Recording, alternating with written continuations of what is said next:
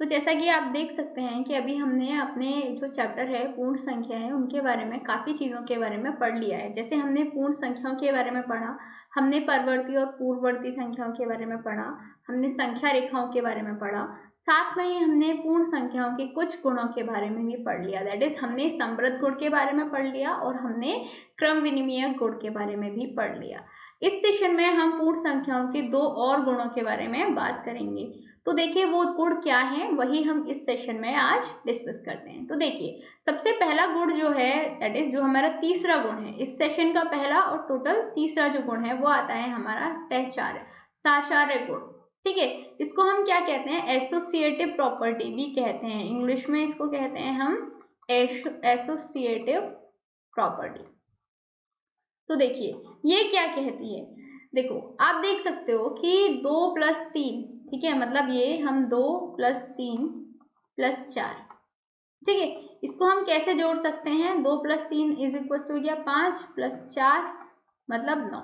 वहीं पे हम इसको ऐसे भी जोड़ सकते हैं कि 2 + 3 + 4, ठीक है, तो ये भी क्या होगा 2 प्लस ब्रैकेट सॉल्व किया 4 और 3 7, 7 + 2 9।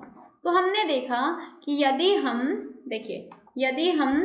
a + b + c को ऐसे जोड़ेंगे तो भी हमारा आंसर d ही आएगा, और यदि हम a + b को ब्रैकेट में रख के c को उसमें जोड़ेंगे तब भी हमारा आंसर d ही आएगा। तो ये जो हमारा तरीका है, ठीक है, ये जो हमारा गुण है इसी गुण को हम क्या कहते हैं, साचार्य गुण। क्या कहते हैं, एसोसिएटिव प्रॉपर्टी। क्लियर, क्या कहते हैं, एसोसिएटिव प्रॉपर्टी इसको हम कहते हैं। ठीक है, तो अब देखिए जब हमने सहचार्य गुण के बारे में इतना डिस्कस कर ही लिया कि सहचार्य गुण क्या होता है, तो हमें ये भी पता होना चाहिए ना कि क्या सिर्फ इसी केस में ऐसा होता है या फिर सारी पूर्ण संख्याओं के साथ ऐसा ही होता है। तो देखिए हम कुछ और उदाहरण लेंगे, जैसे 5 + 7 + 3, इसको हम ऐसे जोड़ें तो क्या हुआ, 5 7 हुआ हमारा 12 + 3, तो ये आंसर आया 15। वहीं हम यदि इसको ऐसे जोड़ते तो भी क्या आता, 5 + 7 और 3 10 15। तो हमेशा इसके लिए a + b + c का आंसर d ही आएगा। सेम a + b + c का आंसर d ही आएगा। तो इसी गुण को हम क्या कहते हैं, साचार्य गुण कहते हैं। क्लियर हुआ। अच्छा अब आते हैं हम आगे।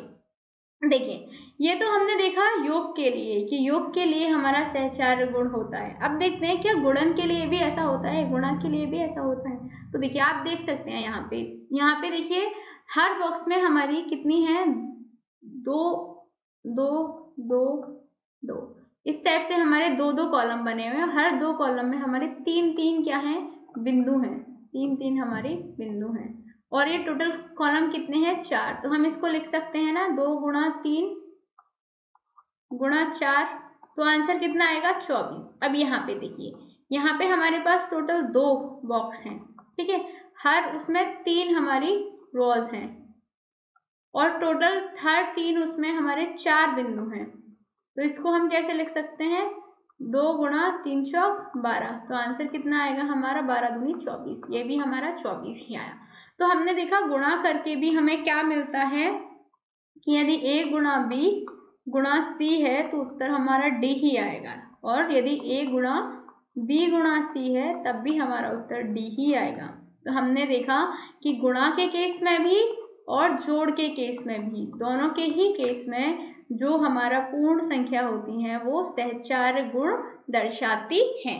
एक और एग्जाम्पल देखिए, 5 × 6 × 2, इसको सॉल्व करेंगे, 6 × 30 × 2, आंसर कितना आया, 60। सेम यदि हम इस तरीके से भी इसको सॉल्व करें, 5 × 6 × 2, तो ये 5 × 6 दूनी 12, 12 पंजे 60। तो देखा दोनों से ही हमारा उत्तर कितना आ रहा है, 60 ही आ रहा है। तो इसको हम कहते हैं सहचारी या फिर सहचार्य गुण। क्लियर। अच्छा अब देखते हैं कि इसी गुण की सहायता से हमें क्या फायदा होता है। तो देखिए ये जो सहचार्य गुण है इसका हम इस्तेमाल करके बहुत आसानी से गुणाओं को सॉल्व कर सकते हैं। कैसे, देखिए 12 × 35 को यदि आप सॉल्व करेंगे इस तरीके से तो आप पहले 5 का गुणा 12 में करेंगे, फिर 3 का गुणा 12 में करेंगे, फिर उसको प्लस करेंगे, वो एक लंबा प्रोसेस हो जाता है। इसी को हम एक बहुत आसान तरीके से सॉल्व कर सकते हैं। कैसे?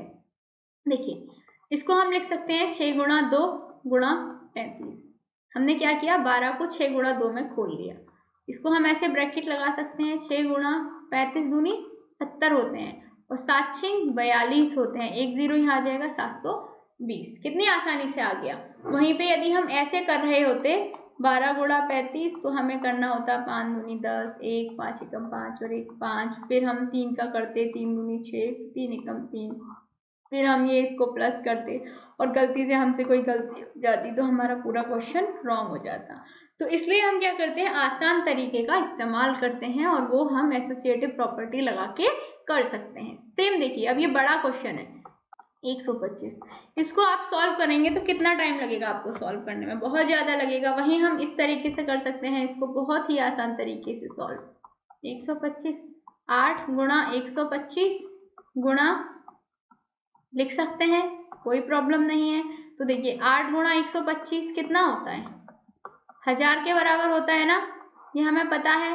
तो हम क्या कर सकते हैं, 8 गुणा 1000 गुणा 1759। तो देखिए ये तो हो गया हमारा 8000, सॉरी ये था हमारा 8 गुणा 125, ये था हमारा किसके बराबर, 1000 के बराबर। ठीक है, तो हम कर सकते हैं 1000 गुणा 1759, तो ये हमारा किसके बराबर हो जाएगा। बस हम क्या करना, 1000 की 3 जीरो उठा के इधर लगा देनी है, आसानी से सॉल्व हो गया। वहीं पे यदि हम आप इसको ऐसे सॉल्व करते कि 1759 में 8 की गुणा करते, फिर जो आंसर आता उसमें 125 की गुणा करते, कितना बड़ा तरीका हो जाता और उसमें आपसे यदि गलती हो जाती तो आपका क्वेश्चन भी रॉन्ग हो जाता। तो बहुत आसानी से हम इसको सॉल्व कर सकते हैं, किसका यूज करके, गुणों का यूज करते हुए। अच्छा, अब आते हैं, अब चलते हैं वितरण गुण की तरफ। ठीक है, वितरण गुण क्या होता है, वितरण गुण को हम क्या कहते हैं, डिस्ट्रीब्यूटिव प्रॉपर्टी। क्या कहते हैं, डिस्ट्रीब्यूटिव प्रॉपर्टी। इंग्लिश में हम इसे कहते हैं डिस्ट्रीब्यूटिव प्रॉपर्टी।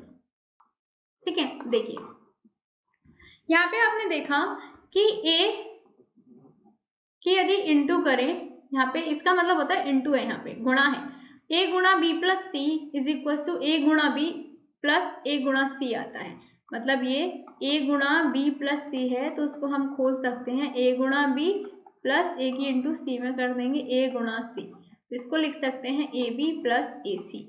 ये जो गुण होता है, ये जो प्रॉपर्टी होती है, इसको हम कहते हैं वितरण गुण। क्या कहते हैं, वितरण गुण। ठीक है, तो देखिए आप पाएंगे कि यदि आप 2 की गुणा करेंगे 3 प्लस 5 प्लस 3 में या 3 प्लस 5 में, तो उत्तर आएगा 5 दूनी 10 प्लस 2 तिया 6, मतलब 16 के बराबर।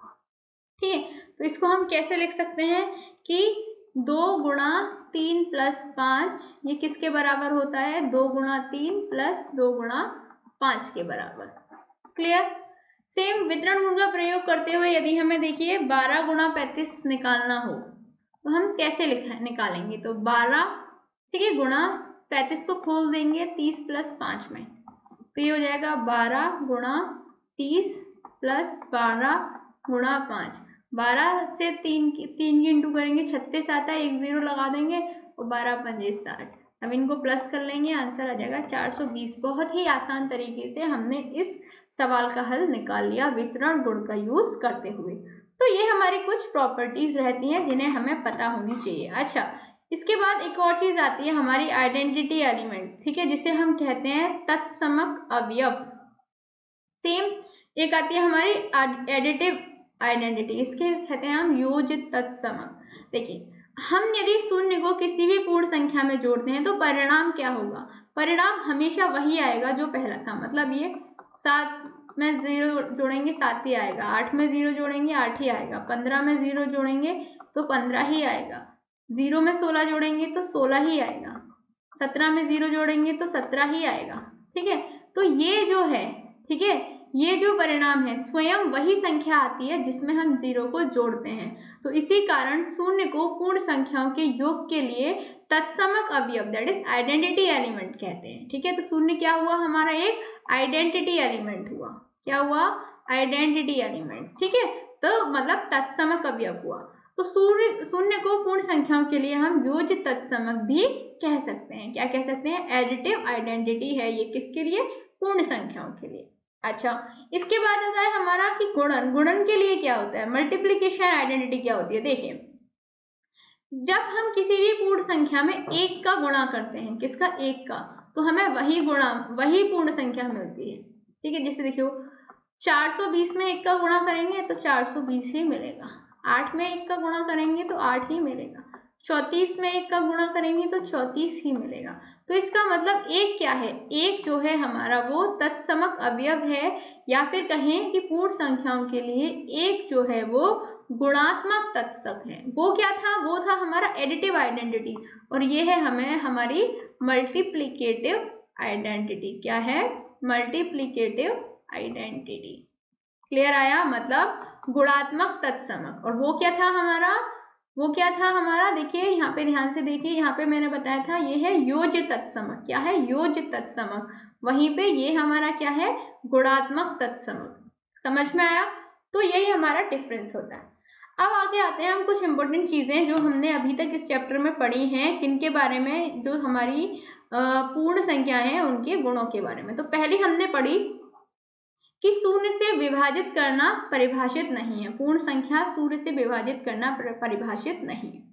दूसरी चीज हमने पढ़ी, शून्य को पूर्ण संख्याओं के योग के लिए तत्समक आइडेंटिटी कहा जाता है, तत्समक अवयव कहा जाता है, मतलब एलिमेंट आइडेंटिटी एलिमेंट कहा जाता है। और पूर्ण संख्या एक को पूर्ण संख्या के लिए गुणन के लिए तत्समक कहते हैं, मतलब गुणात्मक कहते हैं। आप दो पूर्ण संख्याओं को किसी भी क्रम में जोड़ सकते हैं, और आप दो पूर्ण संख्याओं को किसी भी क्रम में गुणा कर सकते हैं, और इसी आइडेंटिटी को हम क्या कहते थे? कम्यूटेटिव गुण कहते हैं, दैट इज क्रम विनिमय गुण कहते हैं। नेक्स्ट हमने पढ़ा पूर्ण संख्याओं के लिए योग और गुणन दोनों ही एसोसिएटिव हैं, ठीक है। ये भी हमने पढ़ा, और हमने ये भी देखा कि पूर्ण संख्याओं के लिए योग और गुणन का वितरण होता है। तो देखिए, कम्यूटेटिव प्रॉपर्टी हो, एसोसिएटिव प्रॉपर्टी हो, या डिस्ट्रीब्यूटिव प्रॉपर्टी हो, तीनों प्रॉपर्टी मतलब सहचार्य का गुण हो, वितरण का गुण हो, क्रम विनिमय गुण हो, या फिर हमारा समृद्ध गुण हो, चारों प्रॉपर्टी किसके लिए होती हैं? चारों प्रॉपर्टी योग के लिए होती हैं और गुणन के लिए होती हैं, ट्रू। जबकि घटाना और भाग करना, विभाजन करना और घटाना, दोनों में ये आइडेंटिटी वर्क नहीं करती हैं। क्लियर? इसके बाद में अब हम एक क्वेश्चन की तरफ देखते हैं। काफी महत्वपूर्ण क्वेश्चन है और ये आपको पता होना चाहिए। देखिए, एक स्कूल की कैंटीन में प्रतिदिन लंच के लिए 20 रुपए और दूध के लिए 4 रुपए लेती है। इन मदों में आप 5 दिनों में कितना कुल व्यय करते हैं? देखिए, इनको दो विधि से हम ज्ञात कर सकते हैं। क्लियर? देखिए, विधि एक क्या है कि दो विधियों से ज्ञात किया जा सकता है। लंच के लिए 5 दिन की राशि ज्ञात कीजिए, ठीक है, और फिर दूध के लिए 5 दिन की राशि ज्ञात कीजिए और दोनों को जोड़ दीजिए। मतलब ये लंच के लिए हमने 5 दिन का कितना लिया? 20 गुणा 5, दूध के लिए 4 गुणा 5, दोनों को हमने जोड़ दिया तो उत्तर आ गया हमारा 120, ठीक है। दूसरा, हम इसको बहुत आसान तरीके से कैसे कर सकते हैं? हमने क्या किया, एक दिन के लंच को ऐसे लिख लिया। देखिए, एक दिन का पूरा हमारा खर्चा हुआ 20 + 4 का, ठीक है। क्लियर? 20 + 4 का, और वो हमने लिया 5 दिन तक कंटिन्यू, तो हमारा आंसर कितना आ जाएगा? 120। तो देखिए, ये हमने आसानी से सॉल्व किया बिना किसी गुण के, किसी भी गुण का प्रयोग नहीं किया। जबकि यहाँ पे हमने क्या किया? वितरण गुण का सिद्धांत अपनाया। ये क्वेश्चन जितना हमें टिपिकल लगा, वहीं ये क्वेश्चन हमारा उतना ही आसानी तरीके से हो गया। तो हम किसी भी सवाल को दो तरीकों से हल कर सकते हैं। अच्छा, एक चीज और आती है, हमारा इस चैप्टर का ये लास्ट टॉपिक रहेगा, और वो है कि जो पूर्ण संख्या है उनका स्वरूप क्या होता है। तो देखिए, आपने देखा होगा कि प्रत्येक संख्या को एक रेखा के रूप में व्यवस्थित किया जा सकता है। जैसे 7 है, 7 को हम ऐसे लिख सकते हैं ना, ये एक रेखा के रूप में हमने इसको व्यवस्थित कर दिया। इसी प्रकार देखिए, 2 संख्या को हमने इस तरीके से लिखा, 3 को हमने इस तरीके से लिखा, 6 को हम इस तरीके से लिख सकते हैं। तो किसी भी संख्या को एक रेखा के रूप में हम व्यवस्थित कर सकते हैं, ठीक है। लेकिन आयतों के रूप में क्या दर्शाया जा सकता है?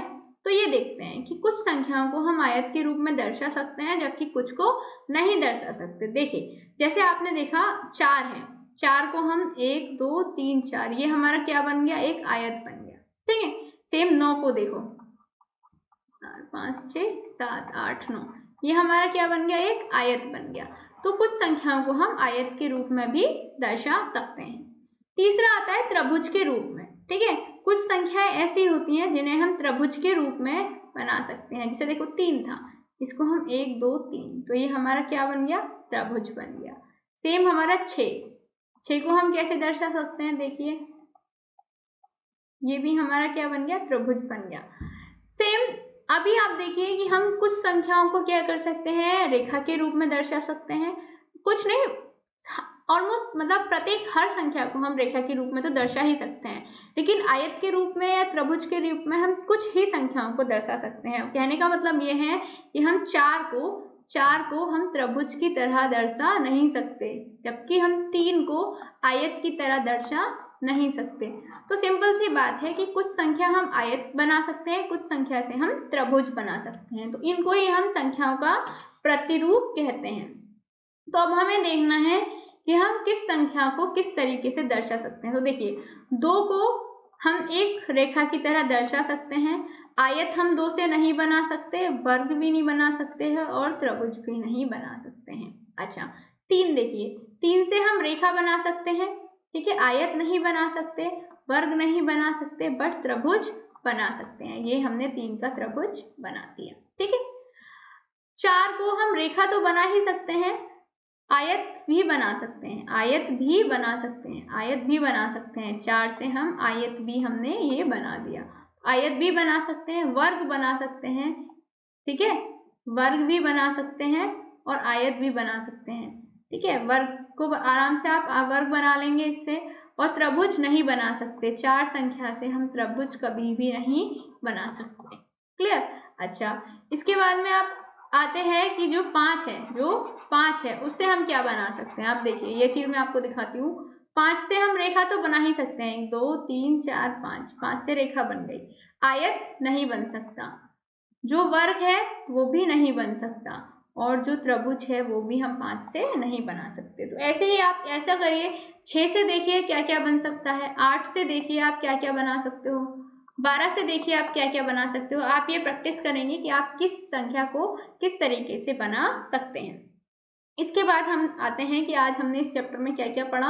तो आज हमने इस चैप्टर में क्या पढ़ा, आज हमने पढ़ा कि जो हमारी संख्याएं होती हैं उनका साहचर्य गुण क्या होता है। क्या साहचर्य गुण क्या होता है, ठीक है।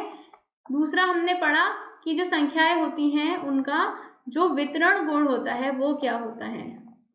तीसरा हमने पढ़ा कि जो हमारे अवयव होते हैं, मतलब ये जो एलिमेंट्स होते हैं, आइडेंटिटी एलिमेंट हुए, ठीक है, मतलब 0 के बारे में पढ़ा, 1 के बारे में पढ़ा, जो कि ये तो है हमारा योगात्मक एलिमेंट, ये है हमारा मल्टीप्लाई का, दैट इज गुणात्मक एलिमेंट, इनके बारे में पढ़ा। इसके बाद में हमने चौथी चीज हमने जो पढ़ी वो पढ़ी प्रतिरूप, जो हमारी पूर्ण संख्याएं हैं उनके प्रतिरूप के बारे में आज हमने यहाँ पे पढ़ा। तो देखिए इस सेशन में जो भी इम्पोर्टेंट चीज़ें थी वो हम यहाँ पे डिस्कस कर चुके हैं। इसी के साथ जो हमारा चैप्टर है पूर्ण संख्याएं वो खत्म होता है। तो देखिए हमने पूर्ण संख्या में क्या पढ़ा, हमने पूर्ण संख्याओं का परिचय पढ़ा, पूर्ण संख्याएं क्या होती हैं, कैसे हम उन्हें दर्शाते हैं, पूर्ववर्ती और परवर्ती संख्या क्या होती हैं, हमने पढ़ा संख्या रेखा क्या होती है, संख्या रेखा पर हम जो योग है, गुणा है, घटाव है उसको कैसे दर्शा सकते हैं। उसके साथ साथ हमने पढ़ा कि जो पूर्ण संख्याएं हैं उनके गुण क्या होते हैं, मतलब ये कि जो पूर्ण संख्याएं हैं उन्हें हम किस तरीके से और कैसे हम दर्शा सकते हैं, कैसे किन किन हम गुणों का इस्तेमाल करते हुए उनका जो यूज़ है वो कर सकते हैं। तो इस चैप्टर में एक और सेशन हम रखेंगे जिसमें हम एक्सरसाइज पढ़ेंगे, कुछ क्वेश्चंस को हल करेंगे। आई होप आपको ये सेशन बहुत पसंद आया होगा, उम्मीद करती हूँ आपको अगला सेशन इससे ज़्यादा पसंद आएगा। तब तक के लिए गुड बाय।